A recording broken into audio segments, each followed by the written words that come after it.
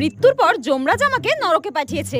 আর নরকে আজকে আমার 3 সপ্তাহ হলো। সকালবেলা ঘুম থেকে উঠে রেডি সেডি হয়ে আমি গেলাম ব্রেকফাস্ট করতে। আর এখানে কিন্তু এক এক দিন এক এক রকম ব্রেকফাস্ট দেয়। আর আজ কিন্তু ব্রেকফাস্টে ছিল চাবুকের মার আর পচা রক্ত। যাই হোক, চাবুকের মারটা আমার সহ্য হলেও এই পচা রক্তটা আমার একদম পেটে সহ্য হয়নি। আজকে আমি খুবই খুশি ছিলাম, কারণ আমার বেস্ট ফ্রেন্ড আমাকে ফোন করে বলেছে ও আজকে মারা গেছে আর ও আমারই মতো নরকে আসছে। আর আমিও ওকে বললাম চলে আয় চলে আয়, এখানে খুব মজা হচ্ছে। ও তো জানেই না ওকে আমি মিথ্যে কথা বলেছি। একবার আয় না, চাবুকের বাড়ি খেলে সব মজা বেরিয়ে যাবে। আর যেতে যেতে হঠাৎ আমার রিমঝিমের সঙ্গে দেখা। ওর আজকে শাস্তি শেষ হয়ে যাচ্ছে আর ও আমাকে বলল টাটা, আমি নরক থেকে বিদায় নিচ্ছি। পরের জন্মে আমাকে যমরাজ বলেছে কুকুর বানাবে। আর আমি বললাম কেন, তোকে কুকুর বানাবে কেন, মানুষ বানাবে না?